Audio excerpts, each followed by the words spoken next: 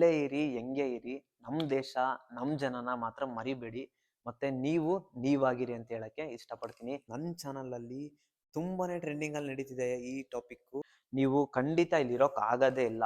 First 1 weak R 2 weak ನೀವು ತುಂಬಾನೇ strong ಇರಬೇಕು. ಇವಾಗ ನೆಕ್ಸ್ಟ್ ಬರೋ ಸ್ಟೂಡೆಂಟ್ಸ್ಗೆಲ್ಲ ನನ್ನ ಕಡೆಯಿಂದ ಏನ್ ಅಡ್ವೈಸ್ ಕೊಡ್ತೀನಿ ಅಂತಂದ್ರೆ,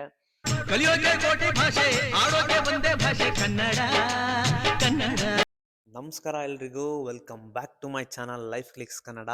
ಇವತ್ತಿನ ಟಾಪಿಕ್ ಏನಪ್ಪಾ ಅಂತಂತಂದ್ರೆ, ಇವತ್ತಿನ topic very interesting topic. Because ನನ್ನ ಚಾನಲಲ್ಲಿ ತುಂಬಾನೇ ಟ್ರೆಂಡಿಂಗ್ ಅಲ್ಲಿ ನಡೀತಿದೆ ಈ ಟಾಪಿಕ್ಕು.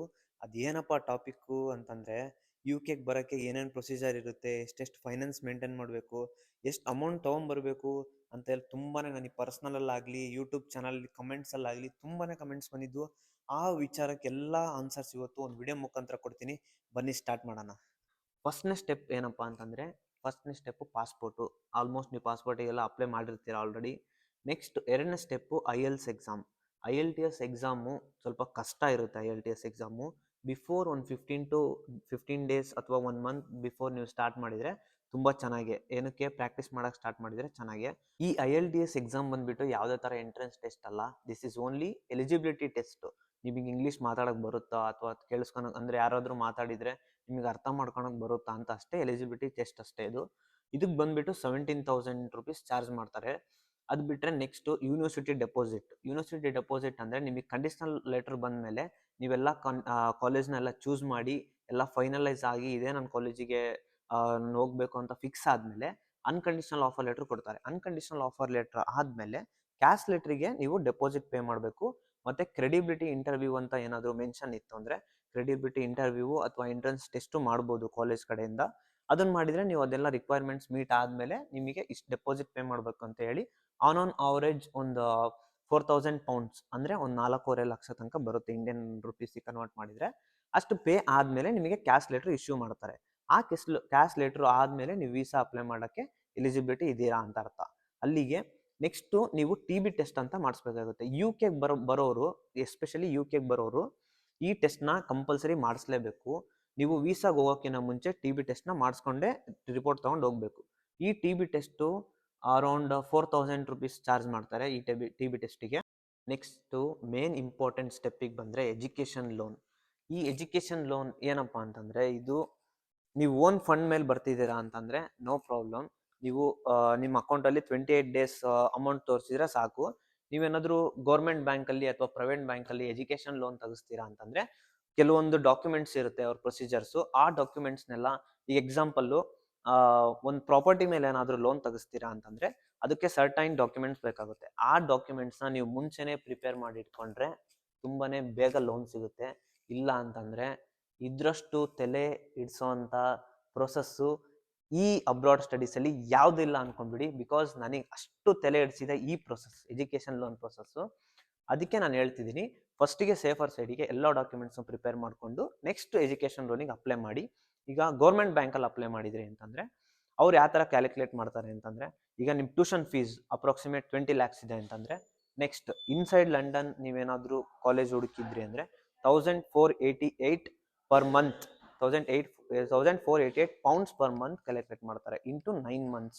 ನೆಕ್ಸ್ಟ್ ಔಟ್ಸೈಡ್ ಲಂಡನ್ ಏನಾದರೂ ಕಾಲೇಜ್ ಸೆಲೆಕ್ಟ್ ಮಾಡಿದ್ರಿ ಅಂತಂದರೆ 1,200 ಸಮಥಿಂಗ್ ಏನೋ ಕ್ಯಾಲ್ಕುಲೇಟ್ ಮಾಡ್ತಾರೆ ಇಂಟು 9 months ಕ್ಯಾಲ್ಕುಲೇಟ್ ಮಾಡಿ ನಿಮಗೆ ಟ್ಯೂಷನ್ ಫೀಸ್ ಪ್ಲಸ್ ಲಿವಿಂಗ್ ಎಕ್ಸ್ಪೆನ್ಸ್ನು ಇಷ್ಟು ಲೋನ್ ಅಂತ ಹೇಳಿ ನಿಮಗೆ ಪ್ರೊವೈಡ್ ಮಾಡ್ತಾರೆ. ಆ ಲೋನ್ ಸ್ಯಾಂಕ್ಷನ್ ಲೆಟ್ರ್ ಮಾತ್ರ ನೀವು ವೀಸಾ ಅಪ್ಲೈ ಮಾಡಿದಾಗ ಸಬ್ಮಿಟ್ ಮಾಡಬೇಕಾಗುತ್ತೆ.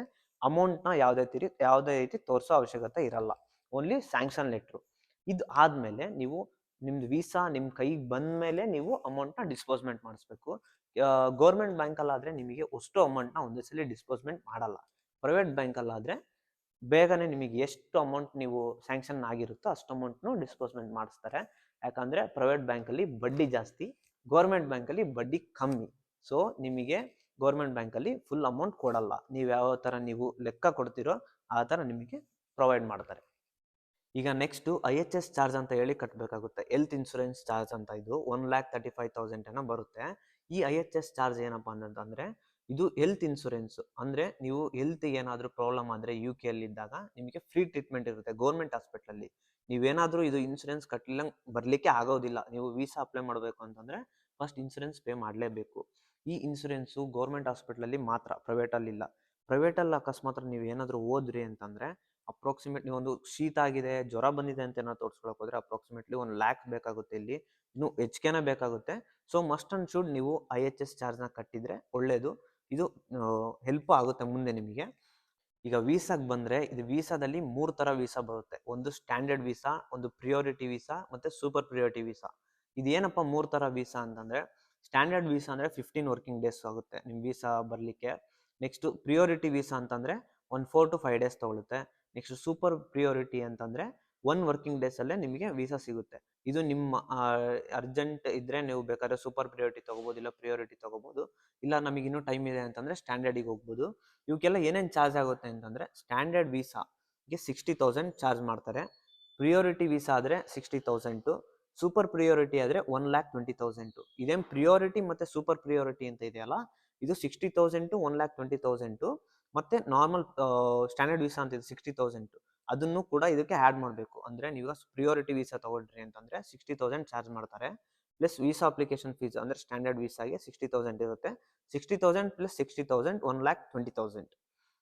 ಅದ್ರ ಬಿಟ್ಟು ನೆಕ್ಸ್ಟ್ ಅದಾದಮೇಲೆ ಅದರಲ್ಲೇ ವೀಸಾ VFS ಗ್ಲೋಬಲ್ ಆಫೀಸಲ್ಲಿ ಡಾಕ್ಯುಮೆಂಟ್ ಸ್ಕ್ಯಾನಿಂಗ್ ಅಸಿಸ್ಟೆಂಟ್ ಹೇಳಿ ಕೊಡ್ತಾರೆ. ಅದು ಅರೌಂಡ್ ನಿಮಗೆ 2,000 ಏನೋ ಚಾರ್ಜ್ ಆಗುತ್ತೆ. ಇದು ಏನಪ್ಪ ಇಂಪಾರ್ಟೆಂಟ್ ಅಂತಂದರೆ, ಇದು ನಿಮ್ಮ ಡಾಕ್ಯುಮೆಂಟ್ಸ್, ಒರಿಜಿನಲ್ ಡಾಕ್ಯುಮೆಂಟ್ಸ್ನೆಲ್ಲ ಸ್ಕ್ಯಾನ್ ಮಾಡಿ ಪೋರ್ಟಲಲ್ಲಿ ಅಪ್ಲೋಡ್ ಮಾಡ್ತಾರೆ. ನೀವು ಫೋನಲ್ಲಿ ಫೋಟೋ ಕ್ಲಿಕ್ ಮಾಡ್ಕೊಂಡು ಅಪ್ಲೋಡ್ ಮಾಡೋಕ್ಕಿಂತ ಡಾಕ್ಯುಮೆಂಟ್ ಸ್ಕ್ಯಾನಿಂಗ್ ಅಸಿಸ್ಟೆಂಟ್ ತೊಗೊಂಡ್ರೆ ತುಂಬ ಹೆಲ್ಪ್ ಆಗುತ್ತೆ. ಮತ್ತು ನಿಮಗೆ ವೀಸಾ ರಿಜೆಕ್ಷನ್ನು 0% ವೀಸಾ ರಿಜೆಕ್ಷನ್ ಸಿಗುತ್ತೆ. ಯಾಕಂತಂದರೆ ಕ್ಲಾರಿಟಿ ಇರುತ್ತೆ ನಿಮ್ಮ ಡಾಕ್ಯುಮೆಂಟ್ಸ್. ಒರಿಜಿನಲ್ 2,000 ಏನು ಜಾಸ್ತಿ ಆಗಲ್ಲ. ನೀವು 2,000 ಕೊಟ್ಟು ಡಾಕ್ಯುಮೆಂಟ್ ಸ್ಕ್ಯಾನಿಂಗ್ ಅಸಿಸ್ಟೆಂಟ್ ತೊಗೊಂಡ್ರೆ ತುಂಬಾ ಹೆಲ್ಪ್ ಆಗುತ್ತೆ. ಅದು ವೀಸಾ ಅಪ್ಲಿಕೇಶನ್ಸ್ ಎಲ್ಲ ಮುಗಿದ್ಮೇಲೆ ನೆಕ್ಸ್ಟ್ ಸ್ಟೆಪ್ಪಿಗೆ ಬಂದರೆ ಅಕೊಮಿಡೇಷನ್ ಬುಕ್ ಮಾಡ್ಕೊಳ್ಳೋದು. ಅಕೊಮಿಡೇಷನ್ ಯಾವ ಥರ ಬುಕ್ ಮಾಡ್ಕೋಬೇಕು ಅಂತಂದರೆ, ಸುಮಾರು ಅಪ್ಲಿಕೇಶನ್ಸ್ ಸಿಗ್ತವೆ ನಿಮಗೆ. ಲೈಕ್ ಆಂಬರು, ಸ್ಪೇರ್ ರೂಮು, ಈ ಥರ ಸುಮಾರು ಅಪ್ಲಿಕೇಶನ್ಸ್ ಇದ್ದಾವೆ. ನನ್ನ ಸಜೆಷನ್ ಏನಪ್ಪ ಅಂತಂದರೆ, ಆಂಬರ್ ಥ್ರೂ ಹೋದರೆ ನಿಮಗೆ ಚೆನ್ನಾಗಿರೋವಂಥ ರೂಮ್ಸು, ಚೆನ್ನಾಗಿರೋವಂಥ ಅಕೊಮಿಡೇಷನ್ನು ಸಿಗುತ್ತೆ. ನ್ಯೂಲಿ ಬಿಲ್ಡ್ ಆಗಿರೋವಂಥ ಅಕೊಮಿಡೇಷನ್ಸ್ನ ಸಜೆಸ್ಟ್ ಮಾಡುತ್ತದು. ಅದರಲ್ಲಿ ಏನಿಲ್ಲ, ನೀವು ಯೂನಿವರ್ಸಿಟಿ ನೇಮಿಂದನಾದರೂ ಸರ್ಚ್ ಮಾಡ್ಬೋದು, ಅಥವಾ ನಿಮ್ಮ ಲೊಕೇಶನ್ ಗೊತ್ತಿದ್ದರೆ ಲೊಕೇಶನಿಂದನೂ ಸರ್ಚ್ ಮಾಡ್ಬೋದು. ನಿಮಗೆ ಯಾವ್ದು ರೂಮ್ ಬೇಕೋ ಅದರನ್ನ ಕ್ಲಿಕ್ ಮಾಡಿ ಅದರಲ್ಲಿ ನೀವು ಏನು ಫುಲ್ ಪೇಮೆಂಟ್ ಮಾಡೋ ಅವಶ್ಯಕತೆ ಇಲ್ಲ. ಲೈಕ್ 6 ಮಂತ್ಸಿಂದು 1 ಇಯರ್ದು ಏನು ಪೇ ಮಾಡೋ ಅವಶ್ಯಕತೆ ಇಲ್ಲ. ಈ ಲೈಕ್ ಒಂದು £50 ಏನೋ ಡೆಪಾಸಿಟ್ ಅಂತ ಕೇಳುತ್ತೆ. ಇದು ಅಡ್ವಾನ್ಸ್. ಅಂದರೆ ನಿಮ್ಮ ರೂಮ್ ಕನ್ಫರ್ಮ್ ಮಾಡ್ಕೊಳ್ಳಿಕ್ಕೆ £50ನ ಡೆಪಾಸಿಟ್ ಕಟ್ಟಿ, ಇನ್ನು ಮಿಕ್ಕಿದ್ನ ನೀವು ಚೆಕ್ ಇನ್ ಆದಮೇಲೆ ಇನ್ನು ಮಿಕ್ಕಿದ್ದು ಏನು ಅಮೌಂಟ್ ಇರುತ್ತೆ ಅದು ಇನ್ಸ್ಟಾಲ್ಮೆಂಟ್ ಲೈಕ್ ನಿಮಗೆ ಪೇಮೆಂಟ್ ಇನ್ಫಾರ್ಮೇಷನ್ಸ್ ಕೊಡ್ತಾರೆ. ಅದಾದಮೇಲೆ ನೀವು ಅದನ್ನು ಕಂಪ್ಲೀಟ್ ಪೇಮೆಂಟ್ನ ಚೆಕ್ ಇನ್ ಆದಮೇಲೆ ಮಾಡ್ಬೋದು. ಅದಾದಮೇಲೆ ನೆಕ್ಸ್ಟ್ ಇಂಡಿಯಾದಲ್ಲಿ ಇದ್ದಾಗ ನಿಮಗೆ ಶಾಪಿಂಗ್ ಕಾಸ್ಟ್ ಅಂತ ಬರುತ್ತೆ. ಅಂದರೆ ಆನ್ ಅವರೇಜ್ 1 ಲ್ಯಾಕ್ ಅಂತ ಇಟ್ಕೊಂಡ್ರೆ ಇದರೊಳಗೆ ಗ್ರೋಸರೀಸ್ ಆಗಿರ್ಬೋದು, ಅಥವಾ ಕುಕ್ಕಿಂಗ್ ಐಟಮ್ಸ್ ಆಗಿರ್ಬೋದು, ಮತ್ತು ನಿಮ್ಮದು ಕ್ಲಾತ್ಸು, ಶೂಸು, ಜಾಕೆಟ್ಸು. ನನ್ನ ಸಜೆಷನ್ ಏನಪ್ಪ ಅಂದರೆ, ಜಾಕೆಟ್ಸ್ನ ಒಂದೇ ಒಂದು ಜಾಕೆಟ್ ತೊಗೊಂಬನ್ನಿ. ಅದು ಪಫರ್ ಜಾಕೆಟು ಒಂದು ತೊಗೊಂಬಂದರೆ ಸಾಕು. ಇಲ್ಲಿ ನಿಮಗೆ ಸೆಪ್ಟೆಂಬರ್ ಇಂಟೇಕು ಅಥವಾ ನವಂಬರ್ ಇಂಟೇಕು ಅಥವಾ ಜಾನ್ವರಿ ಇಂಟೇಕಲ್ಲಿ ಬರ್ತಿದ್ದೀರಾ ಅಂತಂದರೆ ಆಲ್ಮೋಸ್ಟ್ ವಿಂಟರೇ ಇರುತ್ತೆ ಮತ್ತು ರೇನಿನೂ ಇರುತ್ತೆ. ಒಂದು ಅಂಬ್ರೆಲಾ ತೊಗೊಂಬನ್ನಿ ಸಾಕು. ಡೆಕಾಟ್ಲಾನಲ್ಲಿ ಒಂದು ಅಂಬ್ರೆಲಾ ಮತ್ತು ಒಂದು ಪಫರ್ ಜಾಕೆಟ್ ತೊಗೊಂಬನ್ನಿ. ಇನ್ನು ಮಿಕ್ಕಿದ್ನ ಇಲ್ಲಿ ಬಂದ ಮೇಲೂ ನೀವು ತೊಗೋಬೋದು. ಇದಿಷ್ಟು ಆಯಿತು. ನೆಕ್ಸ್ಟ್ ಟ್ರಾಲಿ ಬ್ಯಾಗು ಅದರಲ್ಲೆಲ್ಲ ನೀವು ಶಾಪಿಂಗ್ ಕಾಸ್ಟಲ್ಲೇ ಆ್ಯಡ್ ಮಾಡಿದ್ದೀನಿ. ಇದಾದಮೇಲೆ ನೆಕ್ಸ್ಟು ಫ್ಲೈಟ್ ಚಾರ್ಜ್ ಬರುತ್ತೆ. ಫ್ಲೈಟ್ ಚಾರ್ಜ್ ಎಷ್ಟು ಬರುತ್ತೆ ಅಂತಂದರೆ ಆಲ್ಮೋಸ್ಟ್ ಒಂದು 50,000 to 60,000 ಬರುತ್ತೆ. 60,000 ಅಂತಲೇ ಇಟ್ಕೊಳ್ಳೋಣ ಫ್ಲೈಟ್ ಚಾರ್ಜು. ನೀವೊಂದು 3 ಡೇಸ್ ಮುಂಚೆ ಬುಕ್ ಮಾಡ್ಕೊತೀರಾ ಅಂತಂದ್ರೂ 60,000 ಸಿಗುತ್ತೆ. ಎಕಾನಮಿ ಅಂತಂದರೆ 60,000 ಸಿಗುತ್ತೆ. ಇಲ್ವ ನೀವು ಬೇರೆ ಪ್ರೀಮಿಯಂ ಎಕಾನಮಿ ಮಾಡ್ತೀರಾ ಅಂದರೆ ಇನ್ನೂ ಜಾಸ್ತಿ ಆಗುತ್ತೆ. ಇದು ನಾನು ಏನು ಹೇಳ್ತಿದ್ದೀನಲ್ಲ, ಇದೆಲ್ಲ ಆವ್ರೇಜ್ ಕಾಸ್ಟ್ ಅಷ್ಟೇ. ನೀವು ಇದನ್ನಿಷ್ಟೇ ಅಂತ ಹೇಳಿ ಕ್ಯಾಲ್ಕುಲೇಟ್ ಮಾಡಬೇಡ್ರಿ. ಇದನ್ನು ಡಿಪೆಂಡ್ಸ್ ಆನ್ ಯು. ನೀವು ಜಾಸ್ತಿ ಖರ್ಚು ಮಾಡ್ತೀರಾ ಅಂದರೆ ಜಾಸ್ತಿ ಆಗುತ್ತೆ, ಇಲ್ಲ ಇದಕ್ಕಿಂತ ಕಡಿಮೆ ಮಾಡ್ತೀರಾ ಅಂದರೆ ಇದಕ್ಕಿಂತ ಕಡಿಮೆನೂ ಬರುತ್ತೆ. ನಾನು ಆನ್ ಅವರೇಜ್ ಮಾಡಿದ್ದೀನಿ ಅಷ್ಟೇ. ಇಲ್ಲಿ ಇದು ಟೋಟಲ್ ಎಷ್ಟು ಬರುತ್ತಪ್ಪ ಅಂತಂದರೆ, ಖರ್ಚು ಎಲ್ಲ ಸೇರಿ ನಾನು ಇಲ್ಲಿ IELTS ಎಕ್ಸಾಮಿಂದ ಹಿಡಿದು ಫ್ಲೈಟ್ ತನಕನೂ ಈ ಚಾರ್ಜಸ್ ಎಲ್ಲ ಹಾಕಿದ್ದೀನಿ. ಎಷ್ಟು ಬರುತ್ತೆ ಅಂತಂದರೆ 8,33,500 ರೂಪೀಸ್ ಬರುತ್ತೆ. ಇಷ್ಟು ನಾನು ಆವ್ರೇಜ್ ಹಿಡಿದಿದ್ದೀನಿ.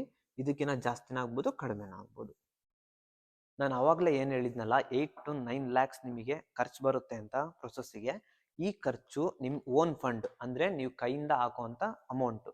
ನೀವು ಲೋನ್ ತೆಗ್ಸಿರ್ಬೋದು, ಆದರೆ ಲೋನ್ ಅಮೌಂಟಲ್ಲಿ ಈ ಪ್ರೊಸೀಜರಿಗೆ ಅಮೌಂಟ್ನೆಲ್ಲ ಖರ್ಚು ಮಾಡೋಕ್ಕೆ ಅವರು ಅಮೌಂಟ್ ಕೊಡಲ್ಲ.